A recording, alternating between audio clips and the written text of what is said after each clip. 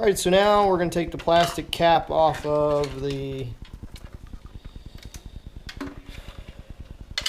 So I've got my fan cables up here high out of the way. Got them routed the same way. We did manage to get the fan attached to the back. I ended up using the top corner screw first. That ended up being a little bit easier. Now we've got to get the pump here to mount down on the CPU. And I'm just trying to figure out how I want the cables to route where I need them to be. So we want to line this up nicely with the, and the nice thing is the Intel mounting bracket comes pre-mounted, so that's really nice.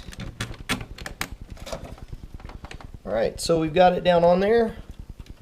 We're going to use the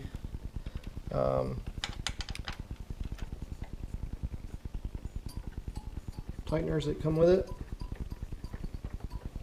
Again, guys, I'm grounded here, so can't stress that enough to you, especially at this point down here, putting pressure on the motherboard and touching it and stuff.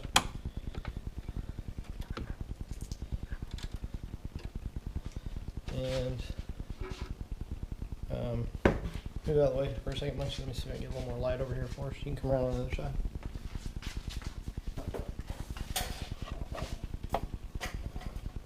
So try to get a little more light in there. So you can see these brackets going in and the tighteners going on. Kind of a tight place for your hand. So you just got to find a way to get your hand in there to preferably not drop these down on the motherboard if possible. It's a little challenging. This is a tight case. The next one I do, I'm going to do my own. So I've got a case that's got plenty of room. I don't care how big it's got to be. Again, really good idea to start these by hand. And the pump's going to try to raise up on you because of the pressure from the cables, so I might not have wanted to tighten that one down so much yet.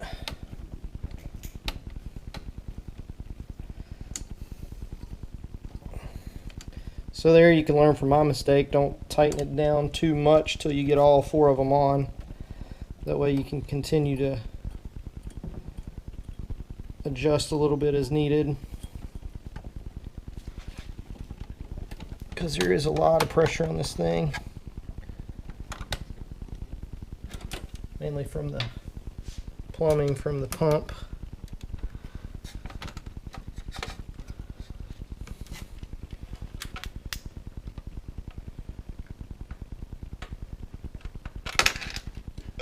I did just what I didn't want to do, which is drop this down on a motherboard. Never a good thing. But I don't think we did any significant damage. It's really tough to get this tightener on here.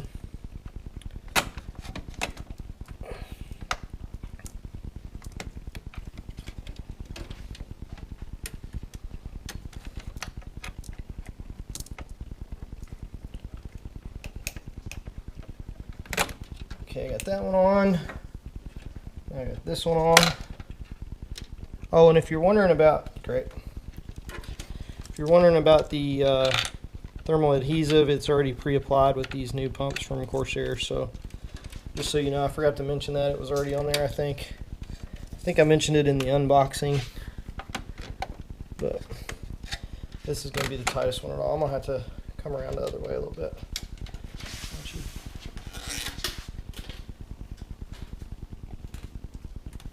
Alright, so before I finish that, let me go on and just explain the rest of what we're going to do, and we'll finish up here.